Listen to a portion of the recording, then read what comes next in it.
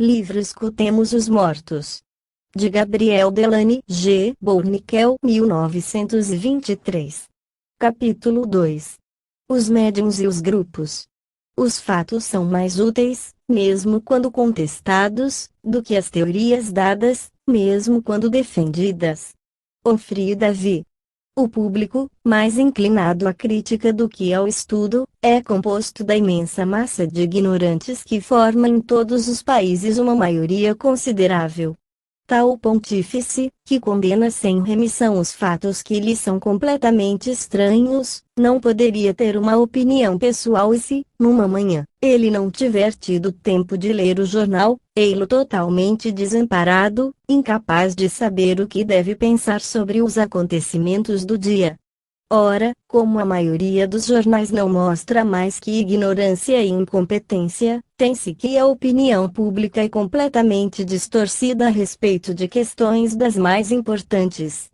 Então, critica-se o espiritismo, e criticar-se-á por muito tempo ainda, sem que se procure compreendê-lo, folheam-se alguns livros, algumas revistas, enche-se o cérebro de teorias mal assimiláveis, fica-se, assim, livre da reflexão, mas conserva-se o direito de discutir, de negar, de censurar e com base em conclusões dadas por elucubrações de algumas pessoas, que não são lá muito sérias, ao passo que seus fundamentos verdadeiros se encontram em trabalhos de pensadores eminentes, Allan Kardec, W. Crookes, Wallace, Lodge, Mears, Hodgson, Slope, Zouner etc.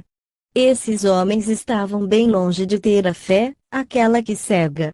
Ao contrário, todos eles foram, a princípio, energicamente desfavoráveis e foi somente depois de 20 ou 25 anos de pesquisas pessoais, exemplo, Lodge, que eles formularam sua opinião, despojaram suas armas, se deram por vencidos em termos definitivos. Os fenômenos mais importantes, os mais indiscutíveis, foram obtidos por esses intelectuais no início estranhos ou hostis e finalmente convertidos ao espiritismo. Esses homens, classificados de apóstolos, dados por dogmáticos, o foram muito menos na afirmação que seus adversários na negação. Eles tinham o direito de afirmar, porque eles sabiam, enquanto que os outros não tinham o direito de negar, porque ignoravam. Qual poderia ser, então, o valor de argumentos de um Maitero Link entendendo que não se encontra na revelação dos espíritos nada que permita que se creia em sua realidade? De que peso pode ser a opinião de outros personagens também incompetentes, porém de menor envergadura, os quais veem nos ditos espíritos apenas dejetos, tipos de cascas astrais que, depois da morte, realizam inversa e paralelamente o processo de formação embrionária que se desenvolve desde nosso nascimento e que é agora um fenômeno de decomposição. O grande erro da hipótese espírita ortodoxa, diz-se ainda, é o de querer prolongar no além a ilusão de nossa individualidade, de nosso pequeno eu que é em si uma deficiência e uma limitação. Vá-se situar em tal padecimento. Nós não vemos com bons olhos a recusa em crer nos espíritos, mas admitimos sem esforço as cascas astrais. Esse processo inverso e paralelo aparece tão límpido quanto a famosa luta de negros num túnel e o debate não consegue vencer na claridade. Que um cético prefira se sentir à vontade em um grande todo do que desconfortável no grande erro espírita, isso é por conta dele. Mas, a princípio, não é certo que tenhamos escolha. Quanto a dizer que os espíritas querem prolongar no além a ilusão de sua individualidade, o fazem a fundo perdido, é o que eles mais querem. Eles constatam simplesmente uma verdade que se torna cada dia mais evidente à medida que o campo de seu conhecimento aumenta pela experimentação.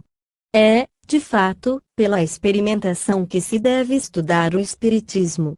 Não é necessário uso de aparelhos complicados, mas um instrumento humano, o médium, que é um ser difícil de encontrar, mais difícil ainda de manejar, geralmente suscetível e sensível.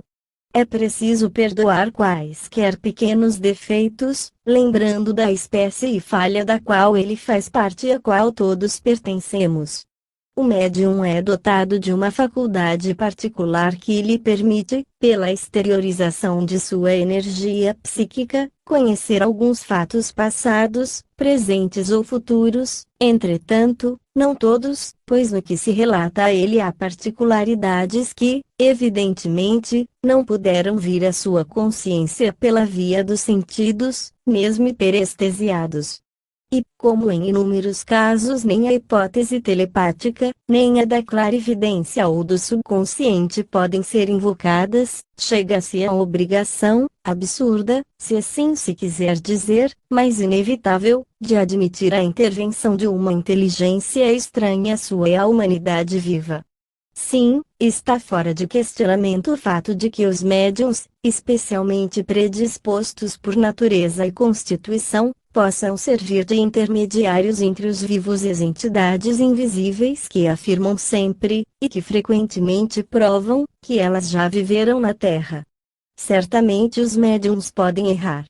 Acontece a eles, por vezes, de dar informações incompletas, incoerentes, contraditórias, repetir histórias conhecidas ou de inventá-las em várias peças, e isso de muito boa fé.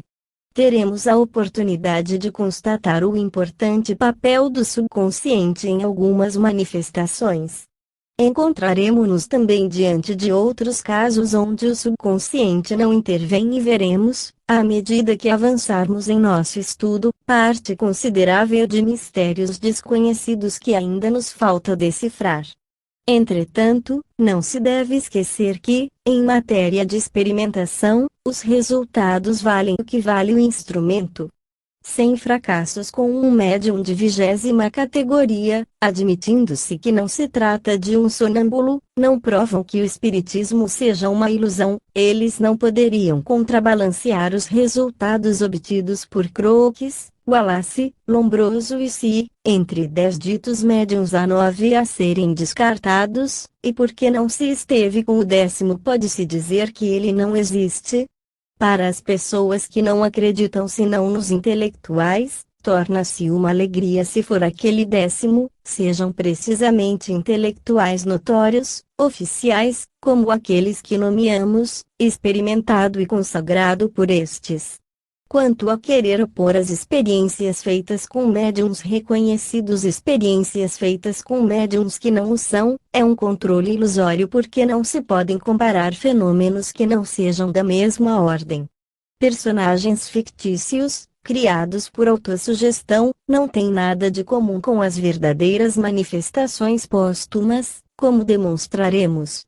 Ao lado dessas dificuldades quase inevitáveis, entram em jogo outros fatores que retardam consideravelmente a marcha do espiritismo, são eles, o misticismo, a falta de senso crítico, os excessos da mediunidade mal compreendida, a rivalidade dos grupos, o abuso de experiências fúteis, as sessões obscuras, a puerilidade das manifestações, a credulidade encantada de alguns adeptos. Todas essas pessoas são bem intencionadas, mas elas ignoram muito frequentemente os mais simples elementos da nova ciência ou os compreende mal e sua personalidade moral não absorve deles nenhum benefício.